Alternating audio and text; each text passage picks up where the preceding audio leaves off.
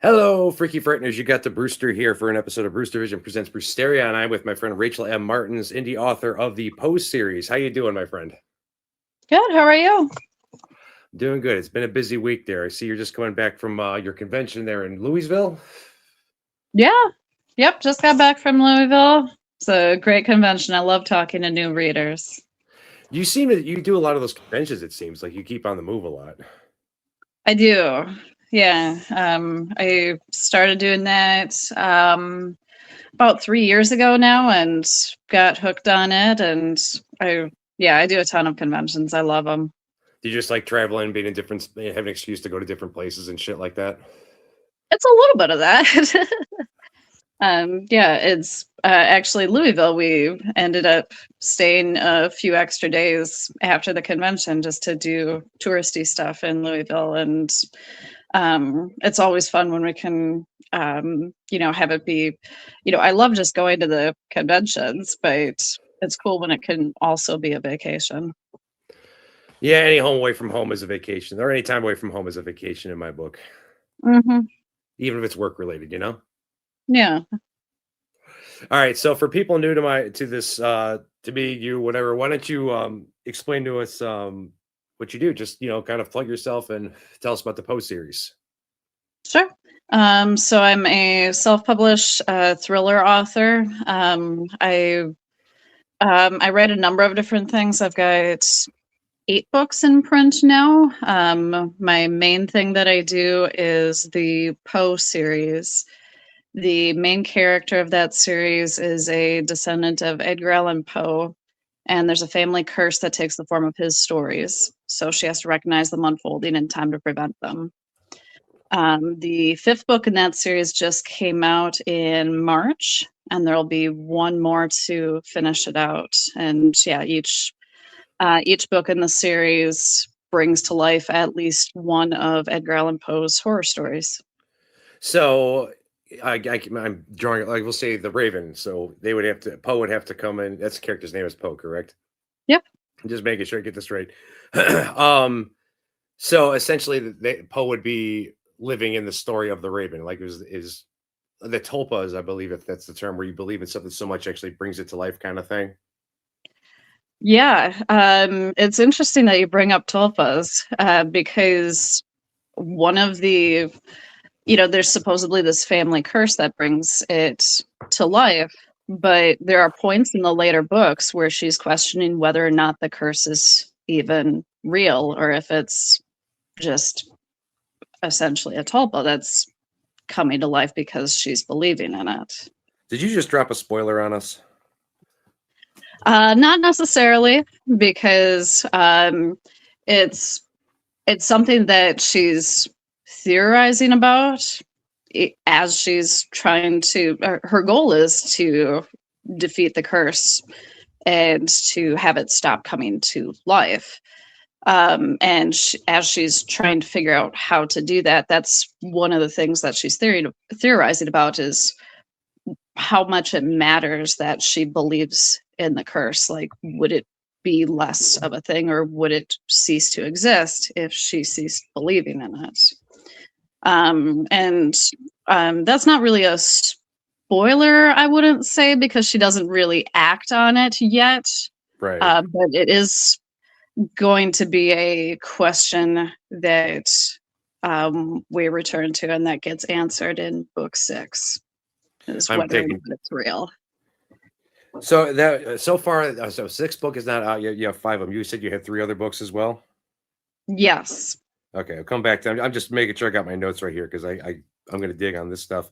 So going backtracking a little bit, what where did you come up with the idea for this? Like, were you, is Poe obviously, like we've talked before, and you said you kind of pretty much like all horror. Was Poe your specialty growing up? Like mine would be psychological horror or 80s slashers. Would that be your preferred genre of horror? I do love the psychological horror, and that's very much what this series is. It's um, to especially certain books in the series, it's the horror is more evil humans doing evil human things than it is paranormal, Yeah, um, which is what makes it very much a psychological horror.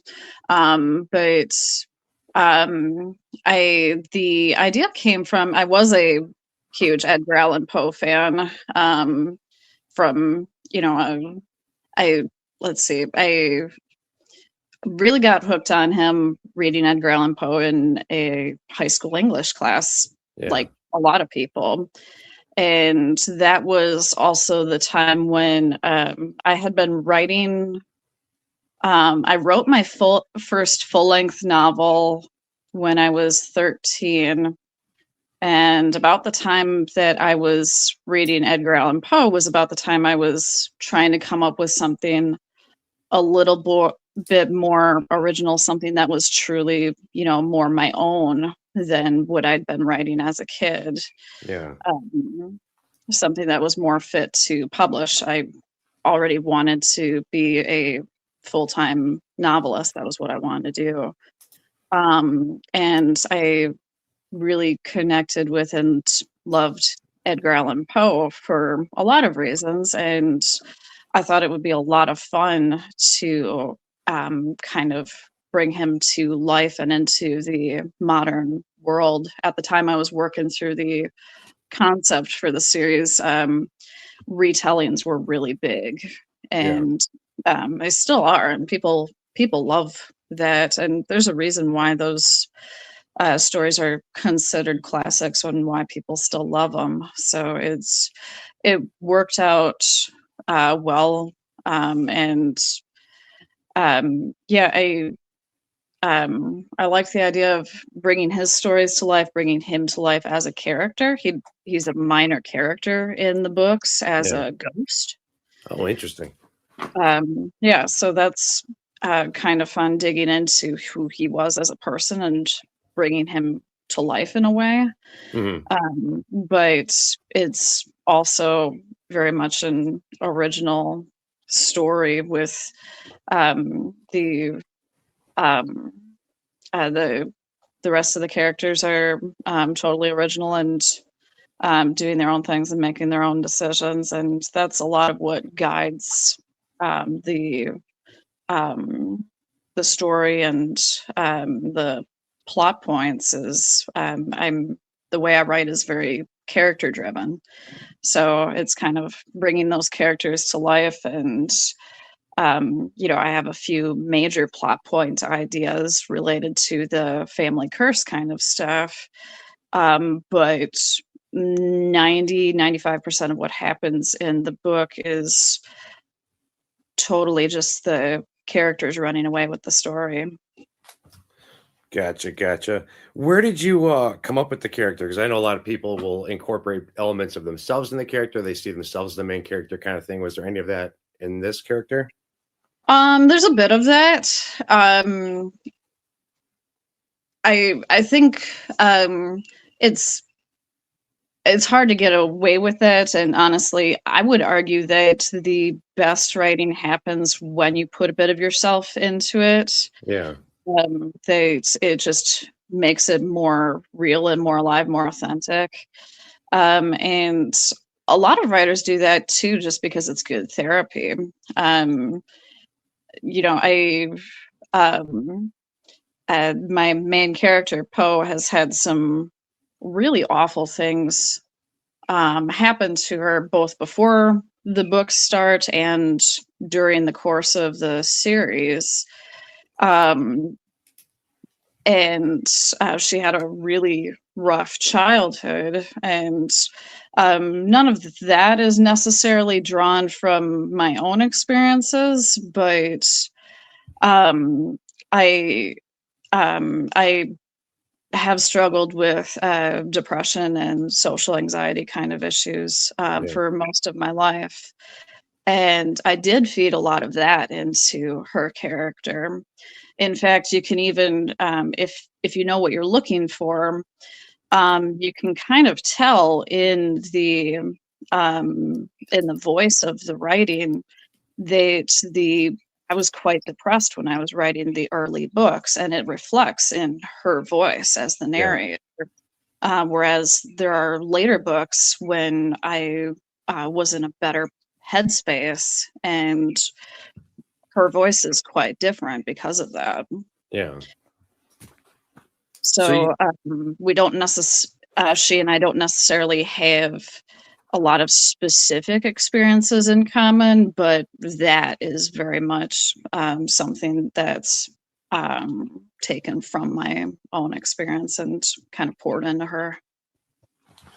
well, I like that you can use that depression, trauma, however you want to word it, and put it into your characters. So my stuff is mainly comedy. So if I'm having one of my down days or something like that, it's going to suffer, and my content would suffer because it's supposed to be funny. So Right. I'm jealous of you for being able to incorporate that into your writing and have it come off as something more positive than what I could do if I was in a down mood. So kudos to you. I don't like you anymore. It's it's kind of an interesting process actually because I started the series so many years ago, and the books pick up right away one after another. Mhm. But I published the first book almost 13 years ago. Jesus. So the from one book to the next, the characters have only been off screen for maybe a few months at the most. Mhm. But I've been away living a completely different life for several years since the last book. Right. So it's some of these later books were actually kind of tricky to pick back up again because I was in a different headspace. Yeah, I was gonna ask that. Um, but yeah, um, I yeah, it's interesting. And it it actually had an interesting effect on the story that when I was working on book 5, which just came out, I was actually blocked on it for quite a while and struggling with it because I thought I knew exactly where the story was going to go. I had it pretty specifically plotted out, which I don't always do. Yeah. But I thought I knew exactly what I was doing with it, and I just couldn't quite get into it. I think because I was at a different point in my life, a different headspace than the main character was. Yeah. And the more I thought about it, and the more I pushed at it, I ended up pouring some things that I was dealing with at the time into the story in a way that I didn't expect, and it took the story in a really interesting direction in some ways, and I think it turned out better than I had planned for that, Yeah. even though it was unexpected and unplanned. Actually, it was I I like being surprised when I'm writing. Yeah. Um, that's that's always my goal, honestly, is for it to be as exciting to write as it would it be to read. Well, if you have no passion behind what you're doing, then what do you expect the readers to enjoy it? Yeah. You got to have passion for it. Um, what got you into writing? When you said you were 13 years old when you started? I was 13 when I wrote my first true novel length story. Yeah. Um, but I had been writing even as a little kid. I like I remember being, 4 years old and writing picture books and that whole thing. I had a teacher when I was in second grade that for English class, she had us writing stories and drawing pictures to go with them. And she actually had them sent to a printer, and we all got, you know, hardcover copies of the books that we had written. I still have mine somewhere. Yeah.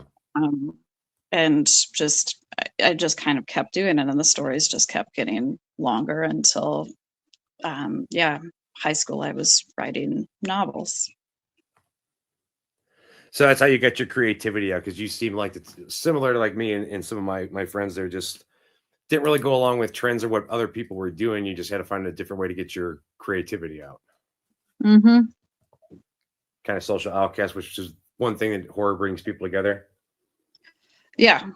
Yep. Definitely. Like, what got you into horror though? Like, what drew you to that? Not even just Poe, just any kind of horror.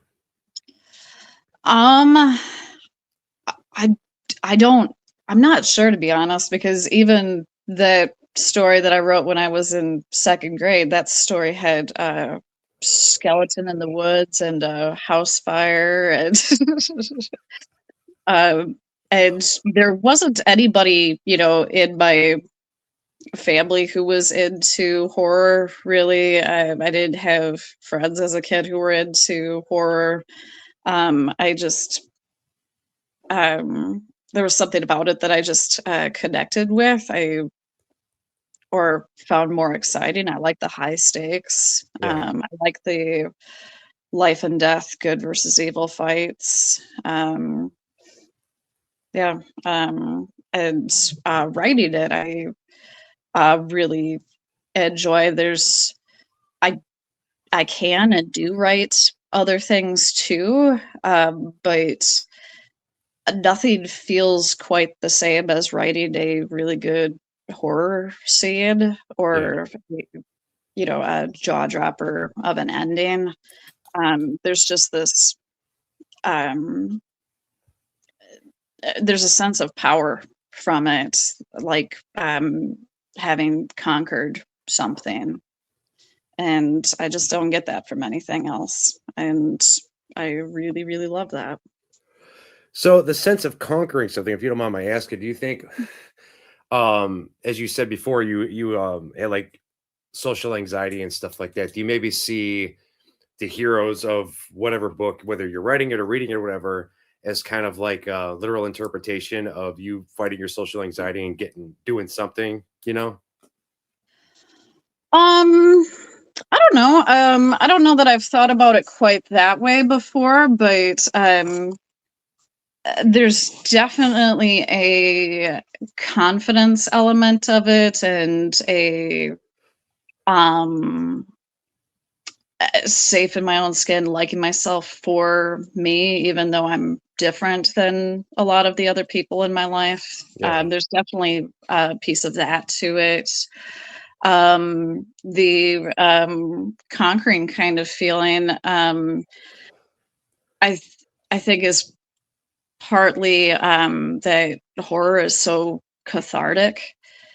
They, you know, they've done studies that when you're watching a horror movie or reading a horror book, or I'm sure writing a horror story, you're even though you're not literally in physical danger, your brain is going through all of the motions as if you're physically living it. Yeah.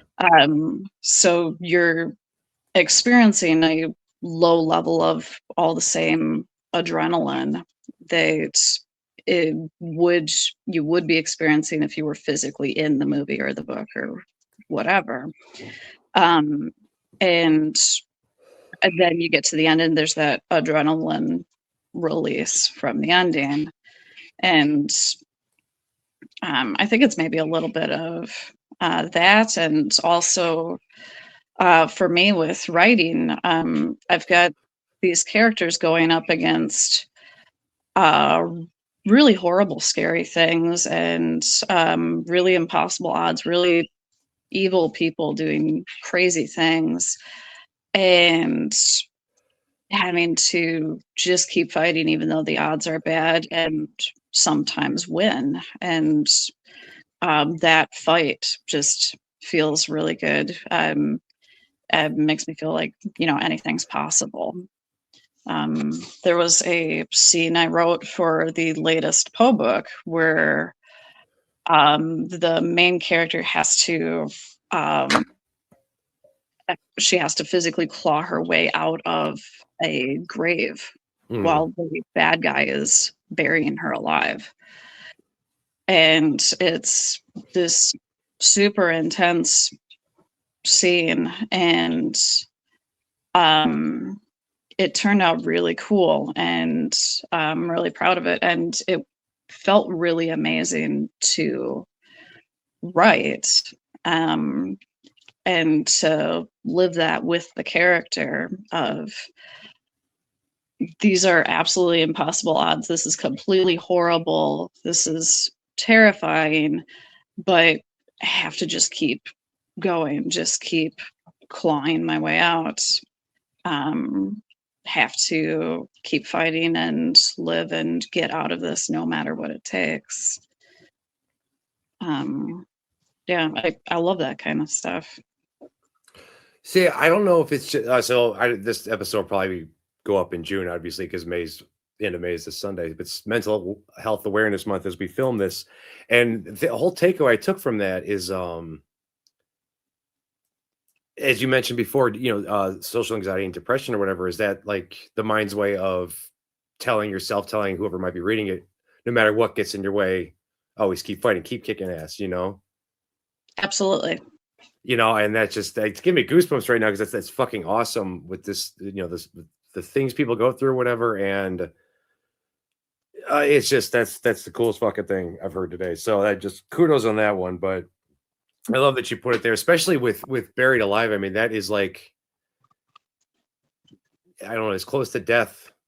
I mean, what I'm talking about, because you're in the grave or whatever, and it's literally telling the person, you're not dead yet. Keep going, keep going, keep going, keep going. That's fucking awesome. Yeah, and I'm glad you caught that and that we get to talk about it, because yeah, it was absolutely done intentionally as a, yeah, that's exactly what that is. In fact, the entire book, I thought it was going to be a fairly straightforward detectives versus serial killer kind of thriller. Mm-hmm. And it actually ended up being, at the start of the story, the main character is actually in a pretty good place. She's been on a tiny bit of a winning streak, and things have been getting better. But this book, some really catastrophically awful things happen, and she's got to face the fact that sometimes recovery isn't linear, and sometimes bad things happen again, even though you've been doing good. Yeah. And it's, once you've been down that far, you remember the way down, and it's so easy to slip, but you have to just keep fighting and keep choosing life over death, and keep refusing to let death win, even if it's just another day, just another hour, just another minute. Just keep fucking fighting. And that's what this book is. And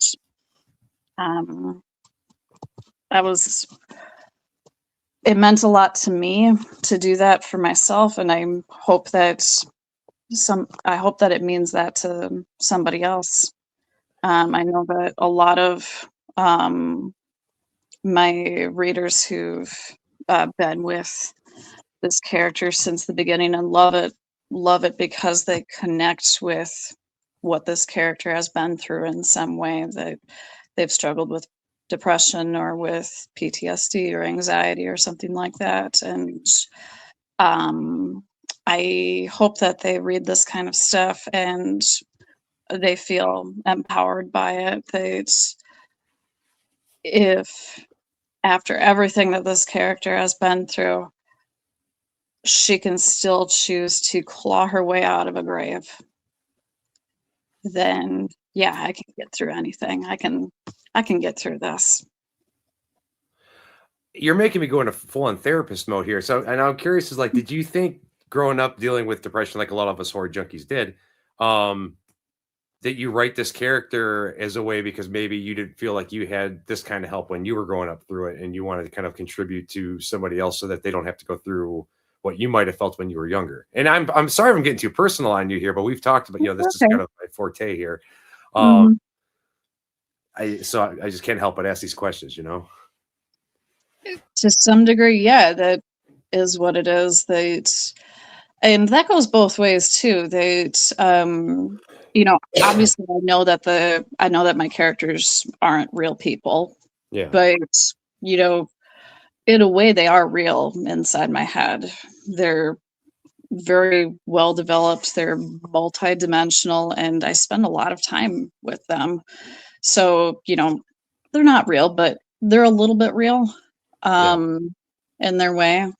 So it was a little bit that I needed someone to talk to, and um, this character was somebody who understood and had been through something worse than me and kept going anyway. And it it feels good to talk to her and to trade stories, that kind of thing.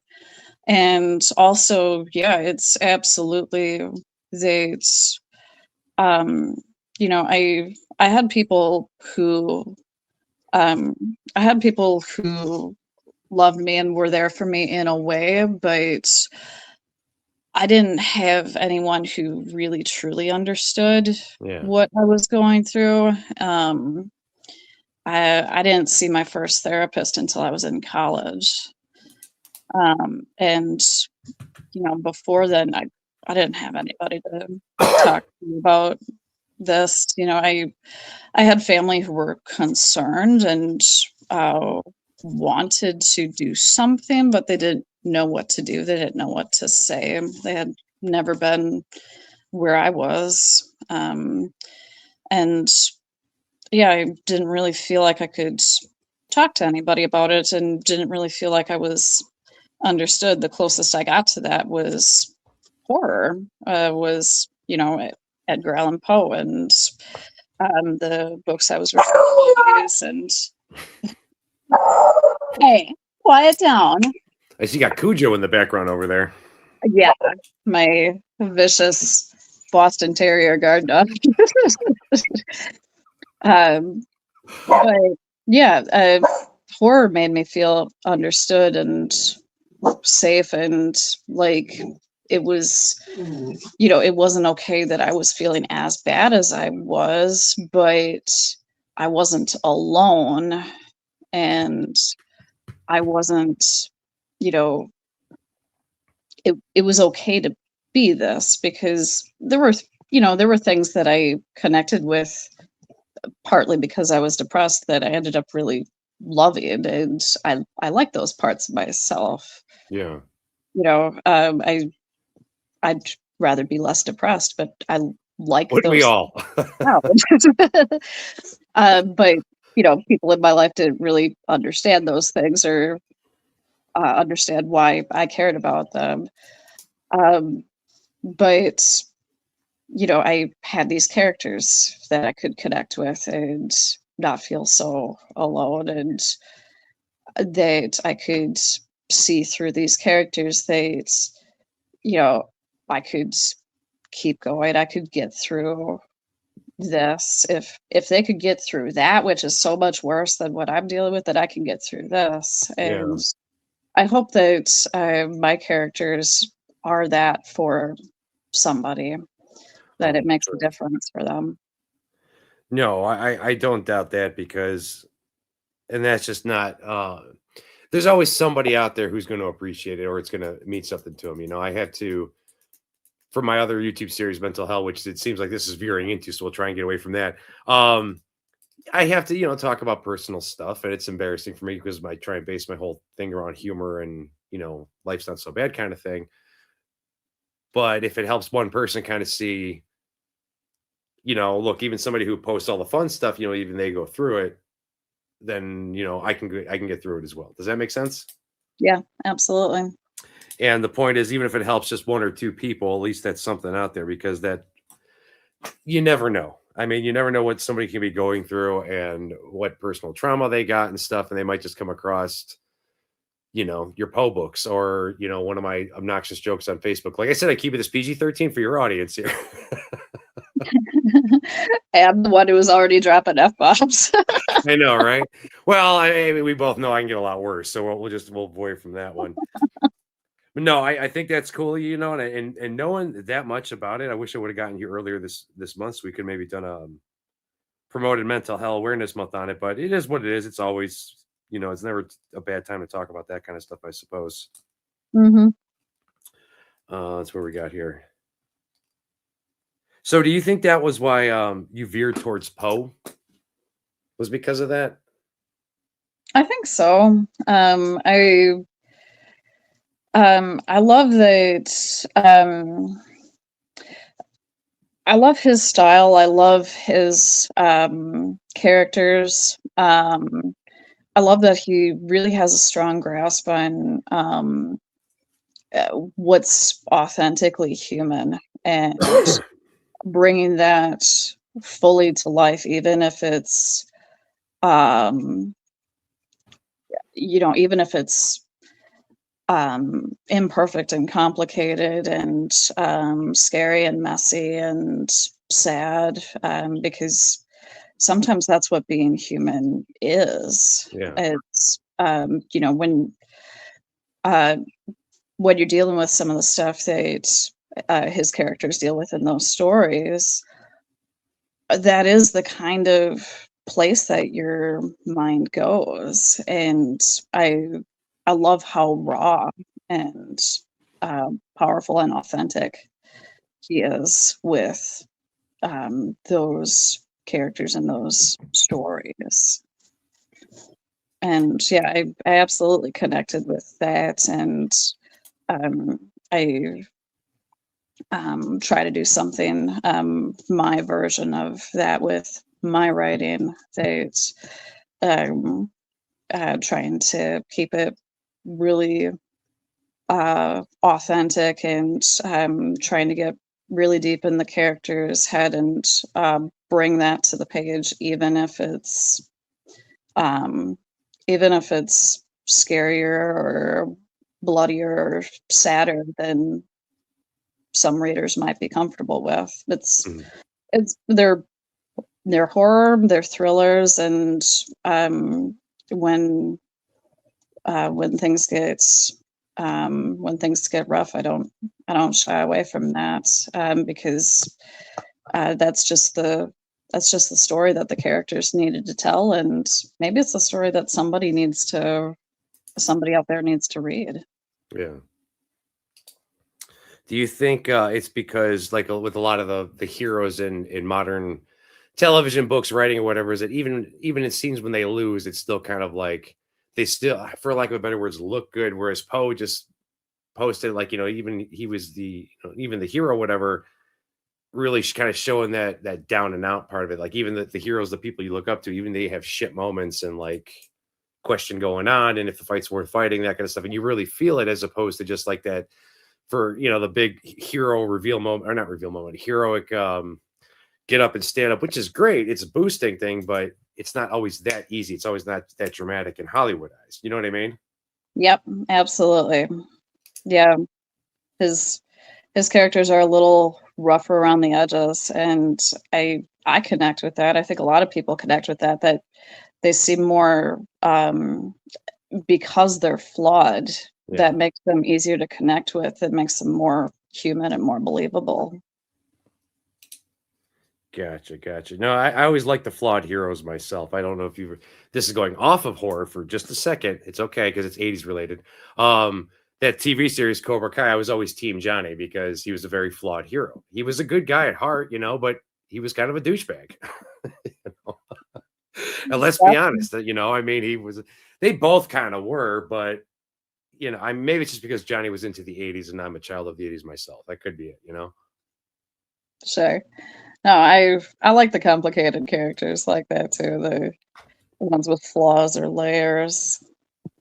Well, it gives more to the character as opposed to just all Captain Americas and do right all the time. I'm perfect, you know. I mean, it's Hmm. nobody's perfect, Yep, exactly. you know. So I don't know. But what? Okay, if it wasn't Poe, wow, I just screwed that PG-13 rating, right?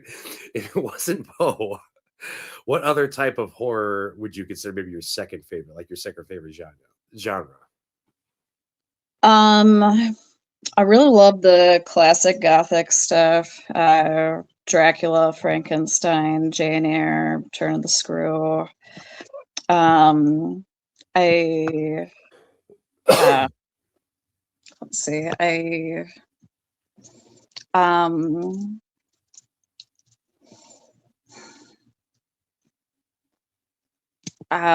I like the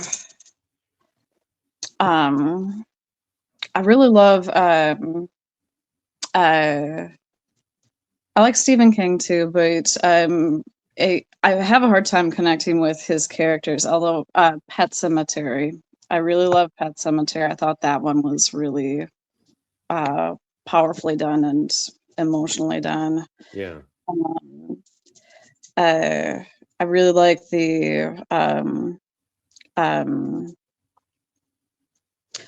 like detective thrillers. Uh, Karen Slaughter, Michael Connolly. Uh, the detective versus serial killer kind of stuff. yeah. Uh, yeah, Silence of the Lambs. So you like the complicated serial killers too, where there's more to Yeah, them. You're kind of as wondering as to why you like more. You like to think about your characters and your villains, and not just he wants to kill everybody. yep. The slashers are fun too, but Yeah, I I like things complicated. I do love ghost stories too. yeah. Uh, I like I like revenge stories. Um, have you read the original graphic novel of The Crow? No, I have not, but I am familiar with it. It's incredible. I heard it's pretty dark. It is. It's very powerful. I actually rewind. I saw that when it was re-released in theaters about 2 years ago in preparation for the new one. Dude, that movie Mhm. holds up. Yeah, yeah. It's one of my all-time favorite movies. I love The Crow. Oh, and the soundtrack too. I was at a goth prom down here in Lakewood. They have these goth nights on. I was at goth prom last year, and there was a couple songs from the Crow soundtrack. I don't know the name of them. I wasn't that into it, you know, but I did recognize them in the scene. I can tell you the scenes they were from. Okay, so I do know my shit. But it's still just like after all these years, you did. And I was just happy I was amongst people who, wow, I'm not the only one who knows this fucking song, you know. Yeah, that's great. So let me see. I got a couple more questions here for you. My notes. I might as well write with my feet here. Oh, when you were doing your research for the not the character necessarily, but like going into Poe and stuff like that, did you find Mhm. out anything interesting about Poe that you didn't know before? Maybe kind of change your perspective on him. Oh yeah. In fact, I'm always reading new things, and uh, there's um, yeah, there's even just his the manner of his death is a mystery, always will be a mystery. But the prevailing popular theory about it changes. So Well, feel free to enlighten me because I don't know about this. okay, so I Edgar Allan Poe died in Baltimore in October of 1849. He wasn't supposed to be there. He was traveling from Richmond to New York, if I remember correctly, and stopped in Baltimore for some reason. Spent a few days in Baltimore. Yeah. Nobody really knows where he was or what he was doing. But he was found, and there are different stories. One is that he was found in a tavern, one on a park bench, and barely conscious, delirious, barely capable of speaking. He was wearing somebody else's clothes, and nobody could figure out what was wrong with him, where he had been. And he passed away in the hospital a few days later, having been unable to tell anyone what had happened to him. The fuck out of here. Yeah, and he was only 40 at the time. He had a lot of enemies in the literary world, rivals, and one of those Oh, rivals wrote his obituary and completely slandered him in the obituary. It took decades for his reputation to recover, and people still to this day think that he was a drunk. yeah. He struggled with alcohol in his life, but at the time he died, he was actually sober and proud of that. And um, he had just started a lecture circuit that he was going around the country doing these lectures. He had just been engaged to his childhood sweetheart. So his life was really looking up, but because of this obituary that his enemy wrote, most people assumed that he had drank himself to death or something. But so because, at the time, detectives weren't much of a thing in Baltimore, and forensic science really wasn't a thing, and nobody in town really knew him well. Um, he wasn't really among friends or family. So there was no one there to question or push. And there were these people saying that he had just drank himself to death or something like that. So um, the real answers weren't looked for at the time and now are impossible to get. The evidence is, almost 200 years old. It's long gone. Yeah. So there are all these theories amongst Poe fans and Poe scholars about what actually happened to him, based on the testimony of people who saw him at the end, based on what his doctor in the hospital reported about the condition that he was in. So like there's a theory that he could have contracted rabies because his symptoms kind of resembled rabies. Yeah. There's a theory that um, because so uh, his body was actually moved to a new grave. I want to say it was around 20 years after he had passed. And when they moved him, he'd been buried in a, pine box or whatever it was, and Mhm. he'd been there a little while. So as they were lifting him out of the grave, there were bystanders who insisted they saw the grave break open and they saw his brain, which by that time should have been fully decomposed, unless it wasn't brain that they saw, it was a tumor. So now there's a theory floating around that he had a brain tumor that caused him to become delirious and then pass away. And Jesus. yeah, there are theories about foul play. There was an election in Baltimore at that time, so there are theories that he may have been drugged and shoved into polling places to be a part of rigging the election. They called it cooping. That this was a thing that would happen in Baltimore around election time, as they would uh, ply people with alcohol and dress them in different clothes and send them into a polling place to cast a ballot, and they would come back out and they would change their clothes and give them more alcohol and send them into the next polling place. So there's a theory that that happened to him. It's all over the place, and no one's ever really going to know for sure. But people keep theorizing about it. Yeah. So it's always new information. This is some weird shit. I might have to go get on the Poe bandwagon here and look this shit up. It's pretty crazy. I mean, the only all right. So I'll tell you something embarrassing here. My first introduction to Edgar Allan Poe was The Simpsons. It was the very first Treehouse of Horror episode, their annual Halloween episode, and they did a take on the Raven. And Yeah. at the time, as a kid, I was with Bart. I'm like, what's scarier than nothing, anything, But as I got older, and I realized that it was, to anyone who doesn't know the Raven, it was he was being haunted by Lenore and stuff. And even the end of that episode, though, is a comedic episode. Homer's sitting on the floor, like shaking back and forth as James Earl Jones is reading. That's fucking creepy, Hmm. And Yeah.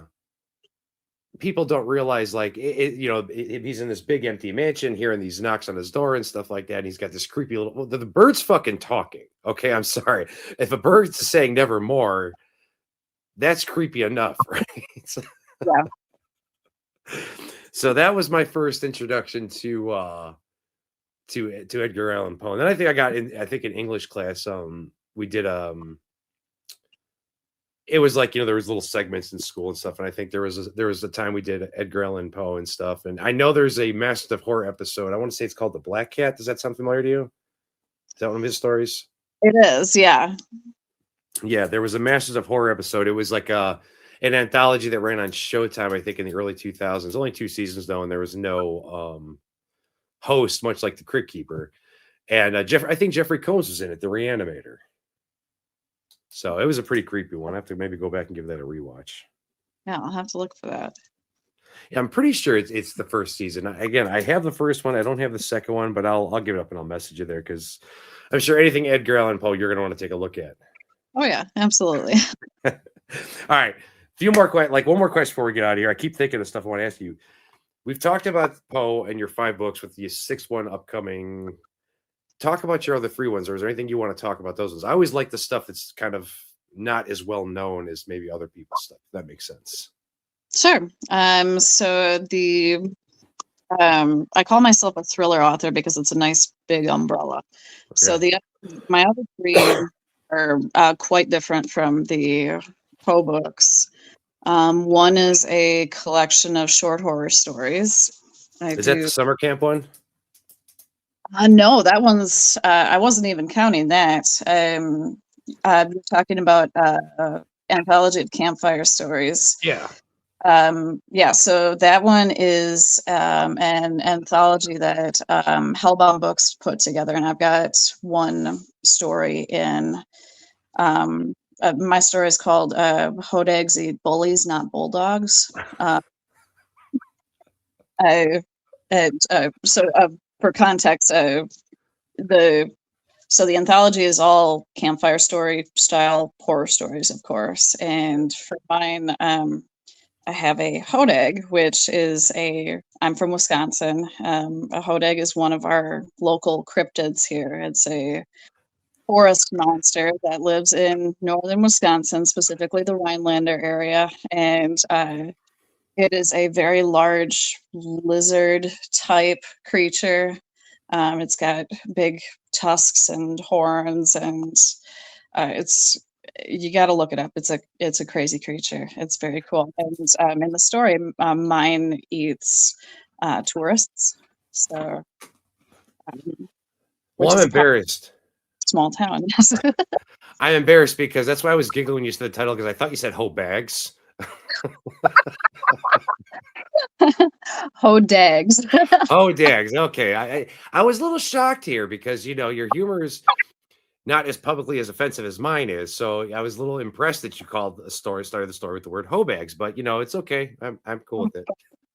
That would be a funny title for a story, though. I take contributions from my page, so if you ever wanted something to kind of get out of your status quo, whatever, seriously, I got a buddy of mine who's working on a story right now. He sent me the early draft of it. he wants to put some touches up. I'm like, well, dude, when you're ready, I'll throw it up there and like, give a shout out to my buddy here. He's trying writing kind of stuff. So, and then we can see if I post a hoe bag story from you, they can be like, oh, check out what my friend wrote about hoe bags, and check out our interview in the comments. See, it's all about networking and promoting here, I got you. Thanks. It would be a really funny story, actually. Just think it over, no rush, just mull it over. But since we're not talking about hoe bags after all, I'm sorry to interrupt you with the campfire thing. Your other 3 stories there. Sure. So yeah, it's I've got a collection of horror stories that are all mine. The collection is called Midnight Hour. I've got a novel called Metalhead that is it's an edgy young adult, more of a romantic suspense kind of story with a paranormal element. It's actually one of my favorites that I've done, even though it's quite different. And the other book is called Patriot's Dance, and it's a conspiracy thriller, more of a like a Reacher or Jason Bourne, that kind of vibe and style. I'm the name of the Midnight Hour, the first one, that piqued my interest. Okay. Would you say that was what was that one about? So that one is a collection of short horror stories. So most of them are kind of gothic, because that's my thing. So there's a haunted house story. Most of them have ghosts in them, and yeah, it's all short stories. Yeah, that's anthologies are my jam for sure. I'll have to order that one off you. How can I go about getting an autographed copy of one of those? If you order it through my website, RachelMMartinsAuthor.com, those come directly from me, and I do sign them. All right, because I'm gonna be doing that shit. I'll even pay for it. How about that? Put you on my show. I'm just saying. I'm kidding. I'm kidding. I'm kidding. I'm kidding. All right. We will let you get out of here before I start saying some really obnoxious shit, because that's just how I work. Is there anything you want to throw out there before we head out? You want to tell where people can order your books? Do you want to repeat your website? Anything? Sure. So the website again is www.RachelMMartinsAuthor.com. You can order signed copies of my books there. I also have an events calendar on there, and all of the latest publication news, which I'm working on some new stuff right now. So when I announce that, that'll be on the website. My books are also on Amazon in print and Kindle. All right. So, well, I appreciate you coming on here and talking about this stuff with me, man. I had a fucking blast doing it with you. Yeah, I had a great time too. Thanks for having me. Of course, if you want to come back in a couple months or something and update on your progress on book 6, or just let me know. We'll plug it however we can. But I just like doing this stuff, and maybe I'll actually look into more post stuff in the meantime. So that's the ending of his definitely piqued my interest for sure. Yeah, absolutely. Yeah, I'd love to be back sometime. I had a great time talking with you. Awesome. All right. Well, that was Rachel M. Martens, author of the Post series, with book 6 on her way. I am the Brewster. This has been Brewster Vision presents Brewsteria. Until next time, stay cool, freaky frighteners.